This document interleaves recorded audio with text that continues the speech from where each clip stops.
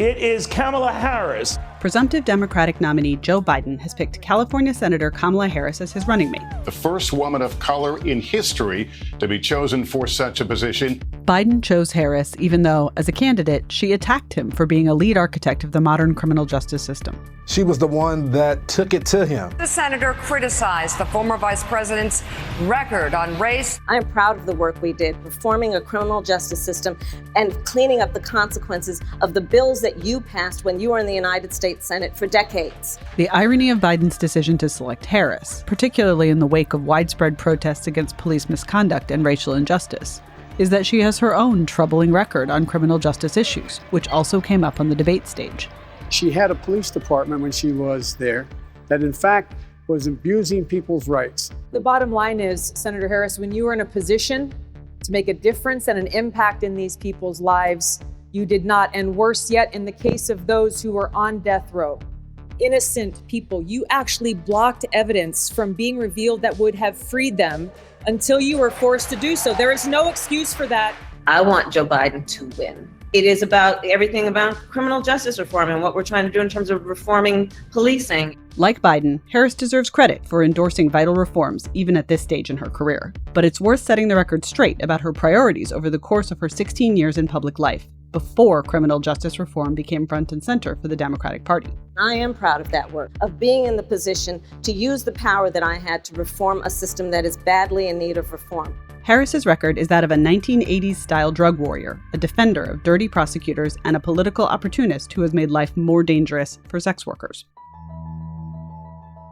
Harris's political rise has been propelled by a years-long, high-profile campaign against alleged sex traffickers. What she's actually done is throw women in jail for having consensual sex, while trampling on the rule of law to advance her own political ambitions. Ignoring the pleas of sex workers and human rights advocates for over a decade, she's fought against campaigns to decriminalize consensual adult prostitution in California. As Attorney General, she created a statewide program to get truckers to report suspected sex workers to police. These policies didn't stop traffickers, but they did land plenty of sex workers behind bars. One of the greatest offenders is Backpage.com. Harris fought to destroy Backpage.com, a classified site that sex workers use to find and screen their clients, even though she publicly admitted that the site's founders, Michael Lacey and James Larkin, were protected from prosecution under federal free speech laws. But tonight, a groundbreaking arrest. But a month before Election Day in her Senate race, Harris went ahead and had them arrested anyway, parading them before the cameras on pimping charges, which were then promptly dismissed by a judge. When Harris got to Congress, she kept up her crusade, becoming a big proponent of the 2018 law known as Sesta Fasta. One cannot cowardly sit behind a computer committing their crime. Quite the contrary.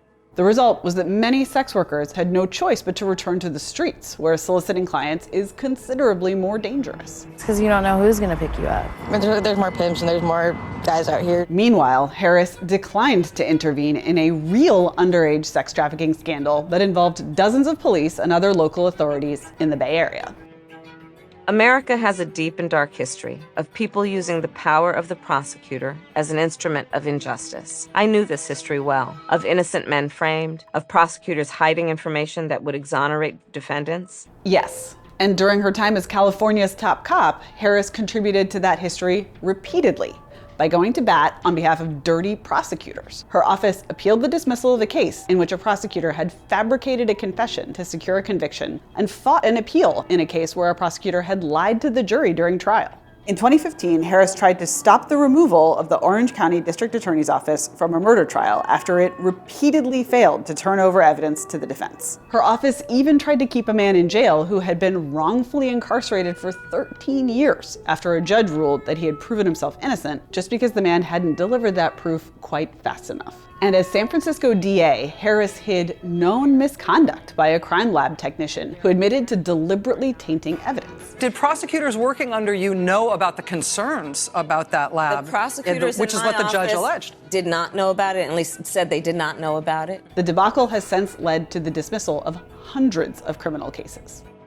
Something else it's past time we get done is dismantling the failed war on drugs, starting with legalizing marijuana. Your opponent, Ron Gold, has said that he is for the legalization of marijuana recreationally.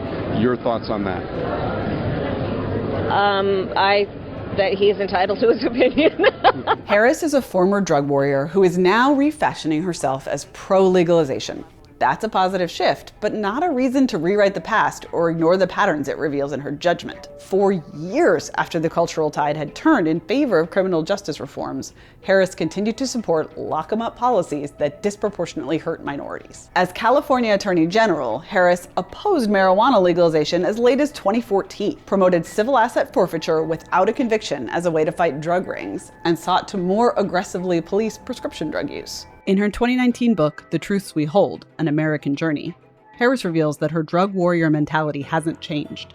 We also need to reinstate the DEA's authority to go after the major pharmaceutical manufacturers and distributors, and we need to invest resources in law enforcement efforts to cut off the supply of fentanyl from China.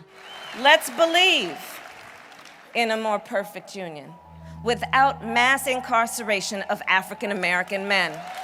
We put more people in prison than any country on earth for no good reason. Yes, we do. And once these people were in prison, Harris saw to it that they'd have a hell of a time getting out. I absolutely believe there should be severe and serious consequence for violent crime, which is why I've prosecuted those cases and will always seek the highest sentence. As a prosecutor and law enforcement, I have a huge stick. So I decided I was going to start prosecuting parents for truancy.